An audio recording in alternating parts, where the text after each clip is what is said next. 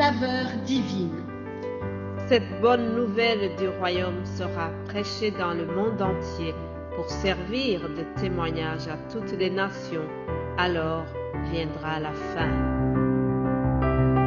Ce pain céleste vous est présenté par Immaculée Niraneza.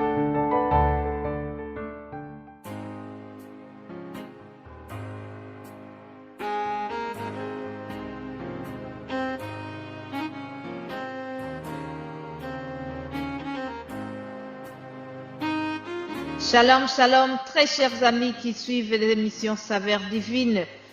Que le nom de l'Éternel soit loué. Nous voici au dernier jour de cette semaine consacrée au retour de Jésus-Christ. Bien-aimés en Christ, je ne peux jamais prétendre que je vous ai dit tout sur ce sujet. Mes frères et sœurs qui enseignent dans les deux autres langues non plus. Notez que c'est un sujet très vaste, mais en même temps un sujet très passionnant pour différentes raisons. C'est un sujet vraiment passionnant pour nous les chrétiens parce que le retour de Jésus-Christ, ça nous réjouit, ça doit nous consoler. Si nous sommes vraiment préparés à monter avec lui, cet événement doit nous réjouir. C'est pour ça même que l'apôtre Paul a dit « Consolez-vous les uns les autres avec ces paroles, avec les paroles qui concernent justement le retour de Jésus. » Donc ça, c'est l'aspect qui concerne le retour de Jésus qui revient chercher son épouse, qui vient chercher l'Église. Mais je voudrais terminer ce sujet en vous présentant aussi Jésus-Christ qui revient, non pas pour chercher l'Église, mais qui vient au jugement dernier. Vous savez, notre Dieu, le Père Céleste, c'est un Dieu d'amour, c'est un Dieu miséricordieux, oui, mais n'oubliez pas aussi que c'est un Dieu qui punit. Ah oui, chers amis. Certains prétendent que ce Dieu d'amour, ce Dieu tellement miséricordieux ne pourra jamais mettre les gens à l'enfer. C'est un peu la thèse de Michel Polnareff qui a chanté « On ira tous au paradis ». Oui, ce chanteur dit « Qu'on soit maudit ou qu'on soit béni, on ira tous au paradis ». C'est faux. C'est faux, cette thèse n'est pas juste. Oui, nous devons vous dire la vérité.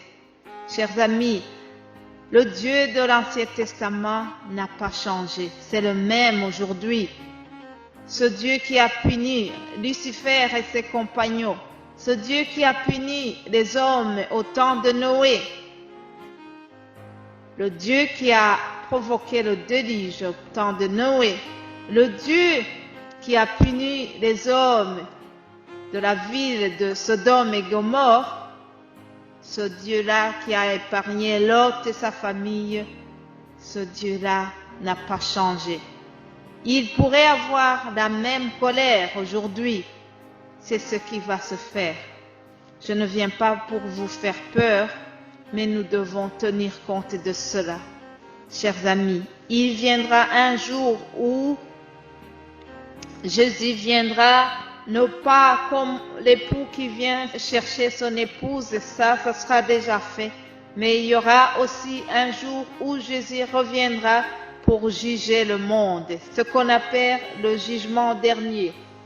Je vais vous lire le passage qui nous parle de cela. Apocalypse, chapitre 20, verset 11. Je lis ceci. « Puis je vis un grand trône blanc, et celui qui était assis dessus. La terre et le ciel s'enfuirent devant sa face, et il ne fut plus trouvé de place pour eux.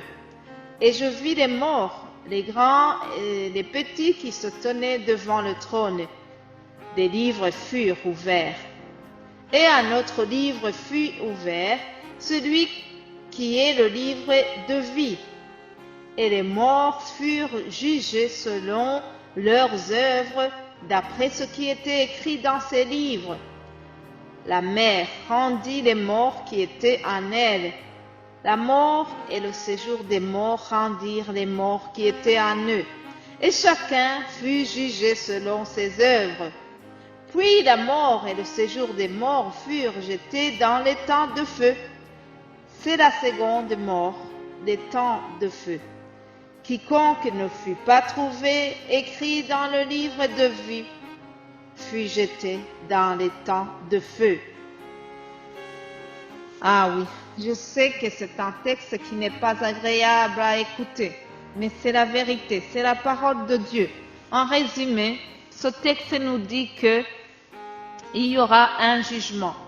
Alors ce jugement, ça concerne ceux qui ont fait du mal et ceux qui n'ont pas fait du mal. Tout le monde sera jugé, les croyants et les incroyants.